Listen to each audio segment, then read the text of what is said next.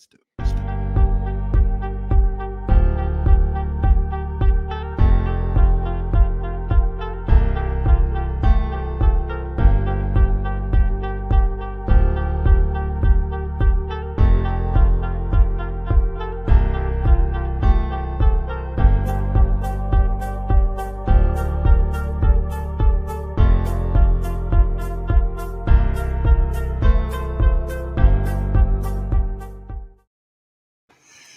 What's up, everybody? Welcome back to another edition of Go Talk with Marcus, powered by Poddex, fueled by Goat Fuel. Once again, joining me on the show, and it's been a minute. A lot's changed. In a minute.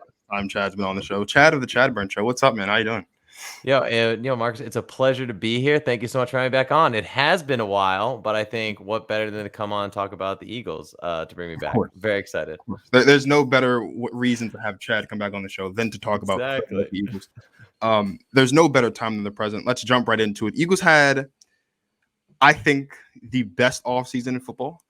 I would die on that hill, right? I know the Broncos got Russ. I know the Chargers made a lot of moves defensively. I know obviously the Bucs are celebrating because Tampa Bay or Brady came back. Obviously, I'm happy because Aaron Rodgers came back, but I don't think any team did more as far as getting better, not just for this season, but for the long term in both free agency and the draft than the Eagles, right? You can look at a team like the Jets or the Ravens and say, okay, they had a really strong draft, maybe not so good of a free agency. You can look at the teams I mentioned before, the Broncos and teams, say they had a really strong free draft, but maybe not the best free agency. But this is a team that had a strong free agency and a really strong draft. How would you grade the Eagles 2022 draft class specifically, though? So that's what's interesting. When you sent first over the question, I started thinking about it. It's like, do I look at the draft day or the draft class? Because I think like there's a bit of a different grade for both, right? Like if I were going to go with the actual draft class, I give it like a B plus, because I think like what they've done is actually shore up some positions they need to get done. They got another solid alignment on the defensive side of the ball. Jordan Davis. And then we have Cam Jurgens on the offensive side of the line to help out in the center position for eventually Jason Kelce going to be gone there. And then Nakobe Dean as a steal in the third round. So I think they did some good moves, at least there, especially on the defense side of the ball, because I was begging for a linebacker. The only reason my grade's even lower is because I would have liked to see maybe more investment in the secondary and the linebacker core, even taking some more in the later rounds. I just think that's where they need to obviously get the most help, but I'm not against going the defensive tackle. Obviously with, Fletcher Cox is getting older. We've seen the injuries each year on that line. I think that they're going to need some help in the future. And obviously the defense usually revolves around that defensive line. So I think, especially Jonathan Gannon's style as well. So I think that they've done pretty well in the draft class, but for the draft day, I think no one did better. And I think you have to give an A for the day itself, because getting A.J. Brown with those 2 first-round picks, I mean, it's a proven entity. It's exactly what we need. We're getting a lot of talent in the wide receiver position. Jalen Reagor, Quez Watkins no longer have to be a 2. They can now be exactly what they are, which is a 3 in that wide receiver core. I am just so stoked for that. And Howie Roseman pulled off another great move.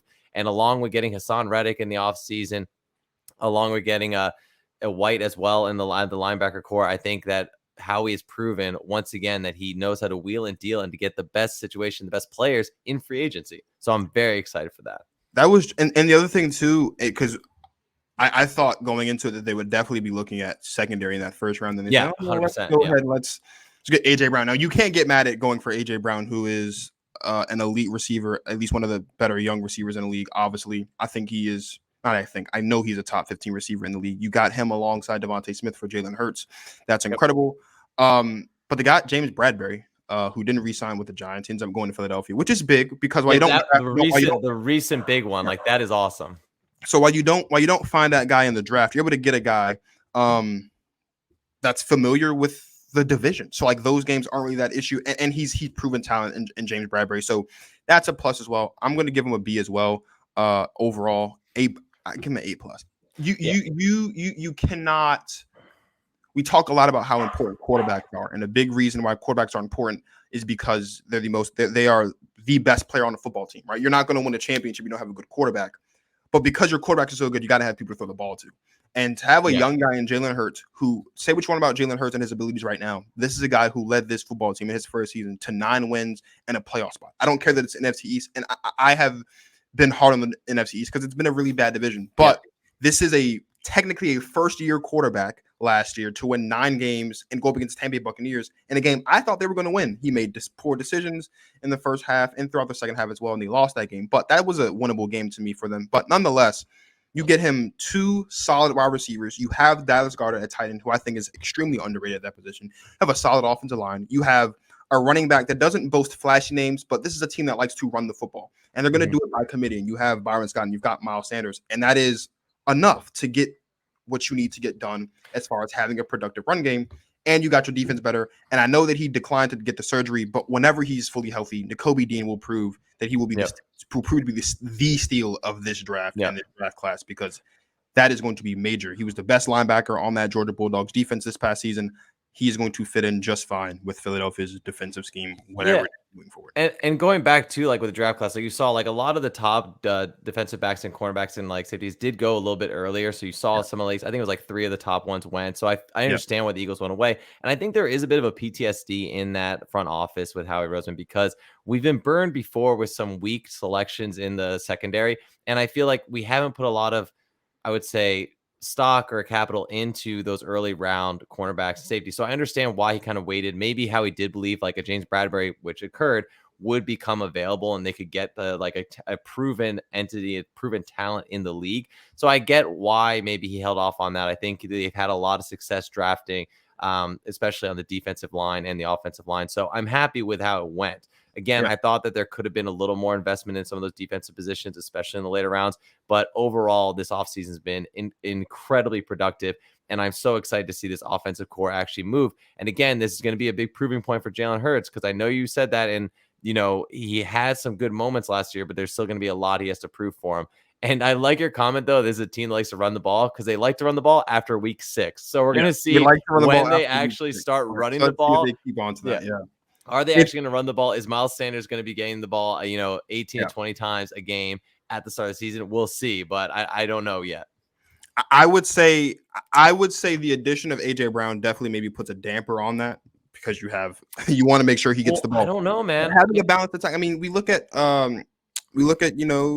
San Francisco. They run the ball a lot, and they still have they've got George Kittle, who I think is the best tight end in football, and they have a decent wide receiver room as well, and they make it work. So it'll be interesting to see how they do it. Well, but the 49ers have the best two-way two-position player in Deebo Samuel as well. Well, so he doesn't want to be that anymore. That's true. He doesn't. That is true as well. I'm super high on the Eagles this season. I mean, talking before the show, I think the Eagles will make the playoffs again. But this time I think they'll be making the playoffs as a division winner. I don't see, and I know I'm getting ahead of myself a little bit because we have to talk about that a little bit later in the show, but I think the Eagles are going to win the playoffs. I mean, win the division. You look at the Giants are the Giants, right? They had a strong draft, but they've got a new head coach, a new GM. There's going to be a lot of moving pieces, and they've got holes everywhere. Washington is Washington. They're not going to be able to get anywhere until they get rid of Daniel Snyder, and he's the owner. But they've got to get a complete culture change going on. And Dallas, as much as I crap on Dallas a lot because it's easy, but they have the best quarterback in the division. I think by default you can say they have the best coach in the division, but they lost their number 1 receiver, Amari Cooper. They don't really have a run game because Ezekiel Elliott hasn't really looked like himself. Their offensive line is getting older. The defense, while it was better than last year, while it was better than 2 years ago, last season, they also lost pieces on that defense, a couple of pieces on that defense. So like the only team that got better in this division was the Philadelphia Eagles. Yeah. And they didn't just get better on one side. They got better on both sides of the ball. And I think I'm really high on Jalen Hurts. Well, I mean, if you compare the Cowboys defense to what they were 2 years ago, it's comparing to a very low bar because they were absolute trash 2 years ago. So, which was my entire point all of last season. So exactly. And like they got better and they did a lot better, and they were one of the top defenses of the league statistically. But in general, I mean, I don't see how the Cowboys have improved. I mean, it's going to be exciting to play Wentz twice a year now in the Commanders and see how that goes. I don't think they're going to do very well. And the Giants, exactly. I still think like Daniel Jones has his moments, but I don't think he has very talent. I don't think they've put a lot of talent around him. So I don't see how they're going to be putting up a lot of points and scoring really high. And I don't think they've improved their defense at all. And with a new coach, he's going to be figuring himself out. I think you got at least 5 to 8 weeks where they're going to be very iffy playing, and then maybe later in the season they get it a bit together and they start getting to a groove. Giants sometimes get those good wins later in the season, so we'll see. But no, I think the Eagles absolutely have made the greatest strides, and we'll see. I don't know yet. I mean, I know the schedule dropped. I think we have the third weakest schedule out there. Like the entire NFC East for the bottom 4 weakest schedule is graded. And that's just because they play each other twice a year. And it's because of that in the previous season. That's why they're low. So I think given the schedule, given the improvements, who they're going to have to play against, I think the Eagles could easily, have at least surprised a lot of people coming in this year. At the very least, I think they'll match their win total of 9 last season. Let's talk about the offense a little bit. Obviously, we kind of danced around this whole Jalen Hurts thing. You bring in A.J. Brown, you have Devontae Smith. How much pressure is on Jalen Hurts this season to perform, given all the moves they made offensively, given the bar he set, although he does have a lot of things to improve on, accuracy and decision-making and things like that, and being able to pass the ball more and all that stuff. But when you surround yourself a young guy with this much talent, you got to produce at some point. This is a playoff team. This is the team that won 9 games last season. How much pressure is on Jalen Hurts this season? Not just to continue to stay consistent, but also to elevate, given everything that Howie Roseman and the decision makers have surrounded him with.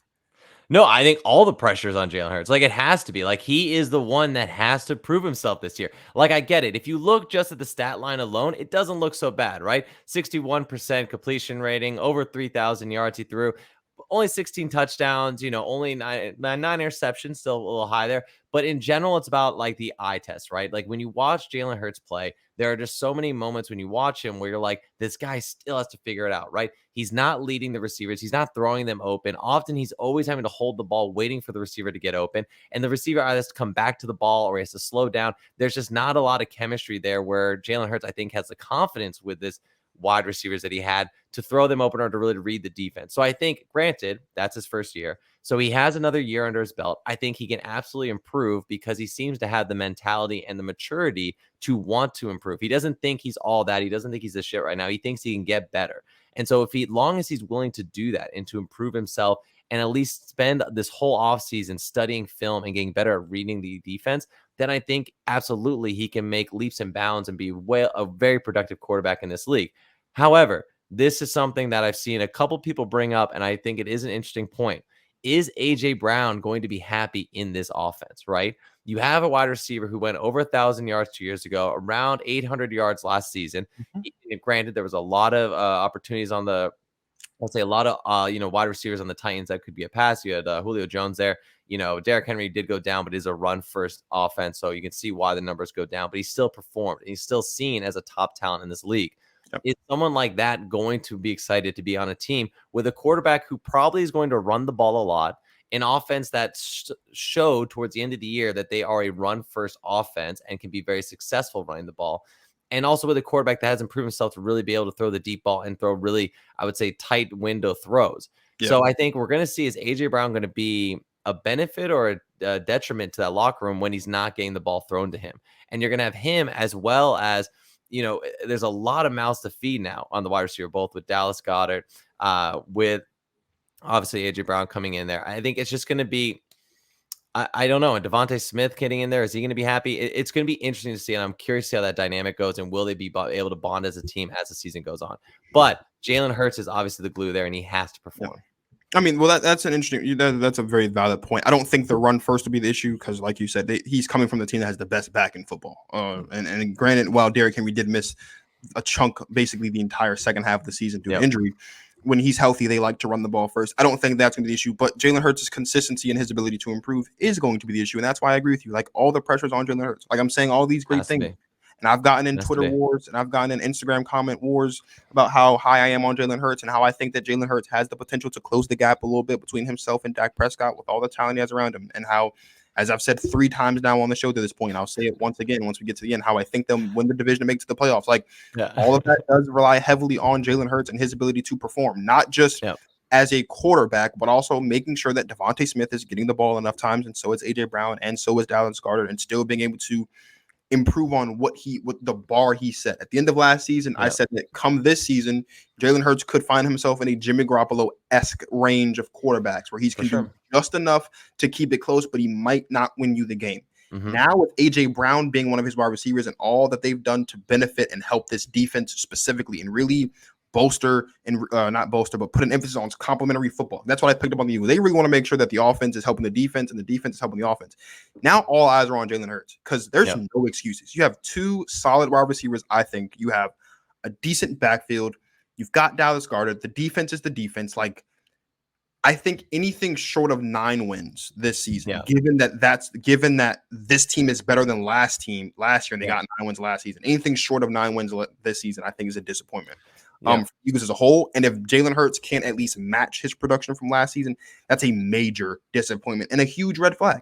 Yeah. And I mean, but you saw like towards even the playoff game, it's just like Jalen Hurts also doesn't have that awareness to like get the ball to a star receiver. Yeah. Like we saw Devontae Smith was not fed the ball for almost like 3 quarters. Yeah. And so it's like, are you going to be able to also identify who's a star player? And when you're in a tight situation, the pocket's collapsing, can you find your guy and give him the toss the ball up and give him a 50-50 chance to go get it?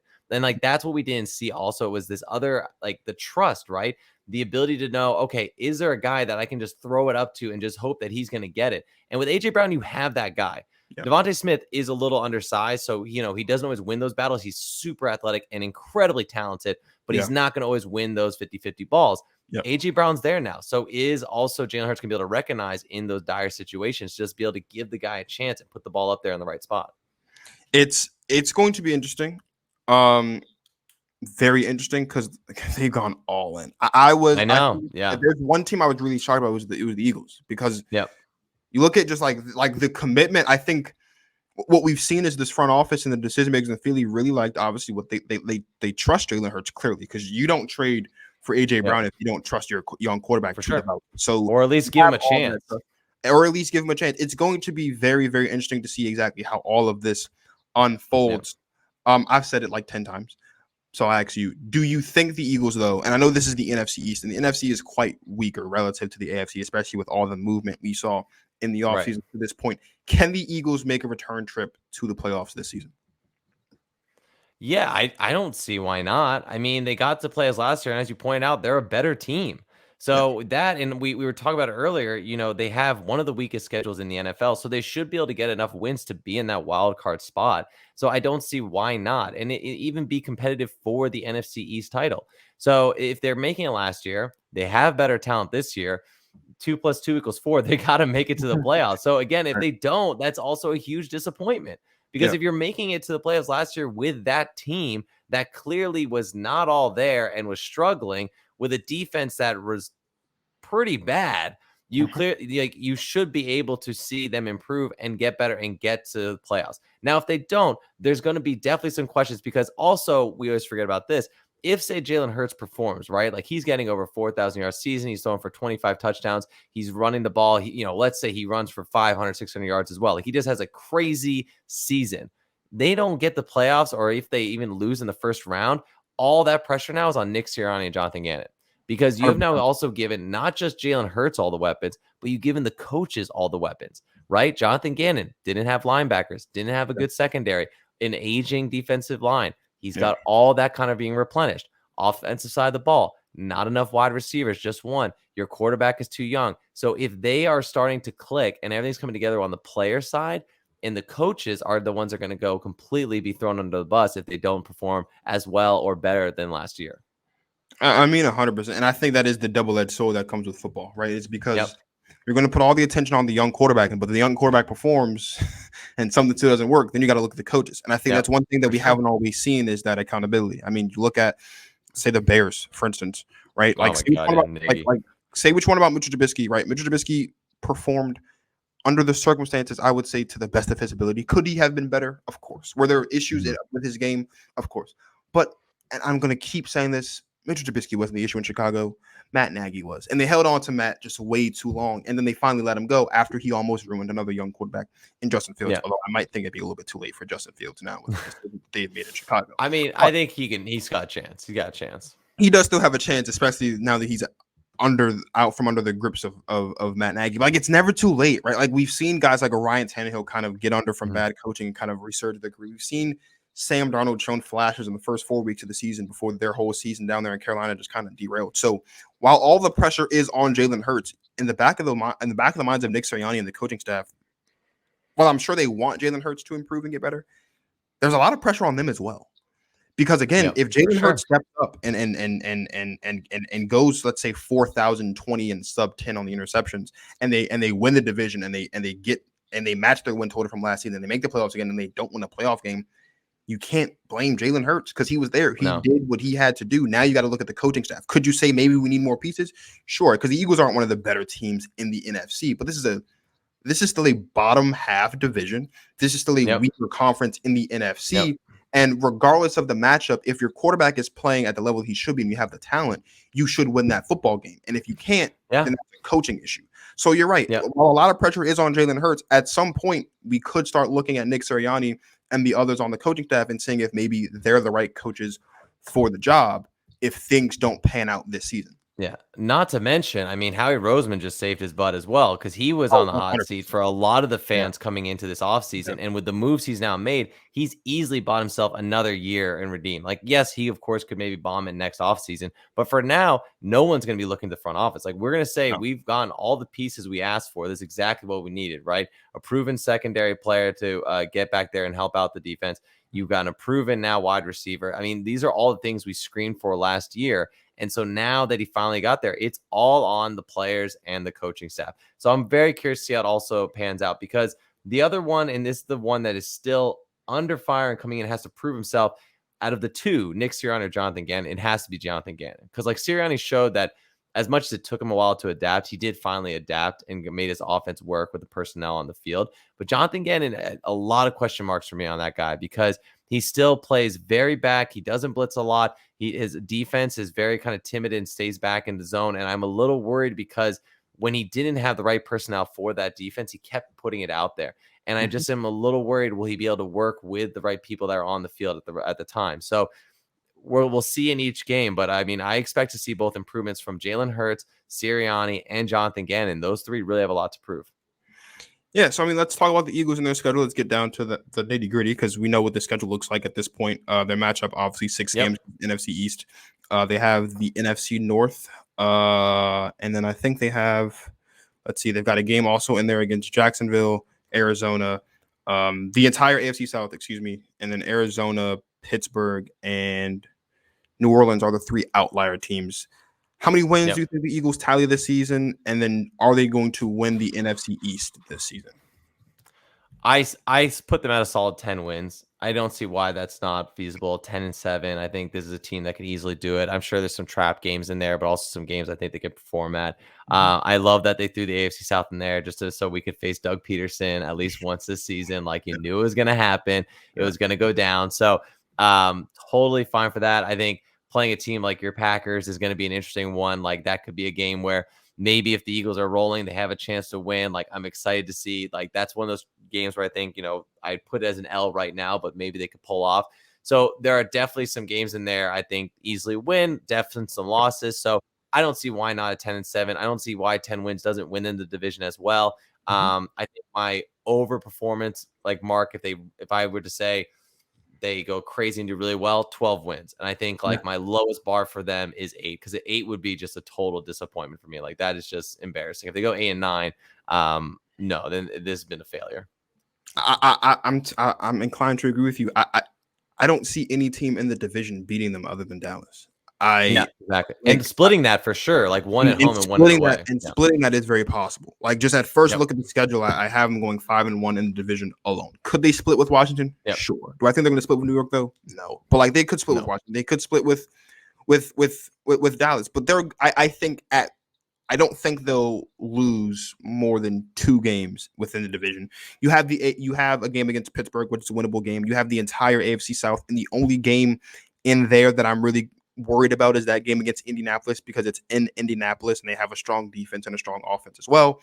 You look at the NFC North. I mean, outside of Green Bay and Minnesota, they're going to beat the Bears. I think they can beat the Lions as well.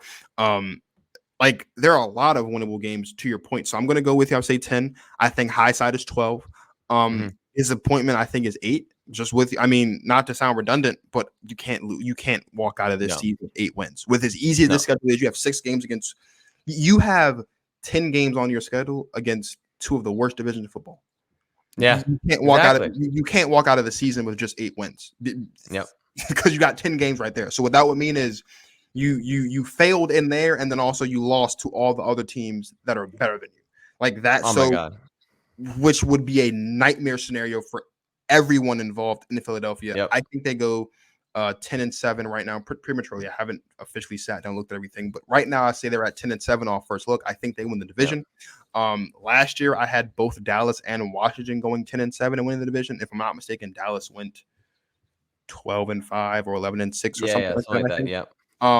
I think 10 games is the max here. I am it. New York's not going to win that many games, obviously. Washington's obviously not going to win that many games either. I don't know between Dallas or Philadelphia if either of those teams this season, even if you look at some of the games they could steal potentially, I still don't know if that's enough to pass 10 in this division. But again, they do play combined 10 games against the two worst divisions in football. So it's like it is possible for one of those two teams to go over 10. But at first look, I'm going to go 10-7 for the Eagles.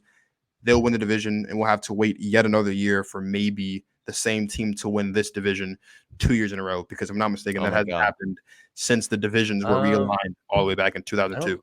I don't think so. And that's it. But like what you say, like I look over the schedule again, and I just was kind of doing another fun, just like counting, because I mean there are still wins like against like a Saints team that doesn't really have a quarterback right now. Like we'll see how that goes. Texans clearly gonna be a win there. Bears, like Titans, we'll see. Like I don't know how they're gonna look coming into the season. So that's very much another team that like could lose, but like I think they could beat them. Cardinals are for me always a wild card because they play so good. They're so good last year and they look amazing. But then they have these weird games where they just completely don't show up. And especially with the talks around Kyler Murray wanting to get out and is not excited, not wanting to be there. Like I know this point hasn't reported to OTAs. At the time of his recording, he hasn't posted OTA. By the time, like he wants it, he wants a new contract. He wants to get extension. He wants all of that, and like, or he wants out. So who knows? Is there going to be a weird riff with the team? I mean, we saw that even with Aaron Rodgers trying to get out and coming back, nothing was offbeat there. Like he came back and performed incredibly. So will the Cardinals be a problem later on? I'm not sure. But like, I look at the schedule, like if I count up and do like the off chance they win, like it's 12-13 wins then.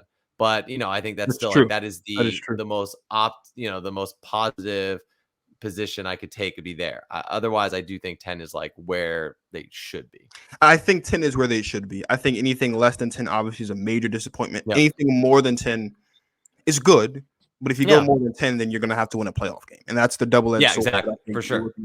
You can't go, say, 11-6 or 12-5 in this division and then do all that and then lose in the first round. That's just unacceptable because then all that means is you just benefited from having, again, 10 games against the two worst divisions in football. So that wouldn't be a good look for anybody in Philly either. So it's a very it's a very catch-22 season for the Philadelphia Eagles this season, for Jalen Hurts, for the coaching staff.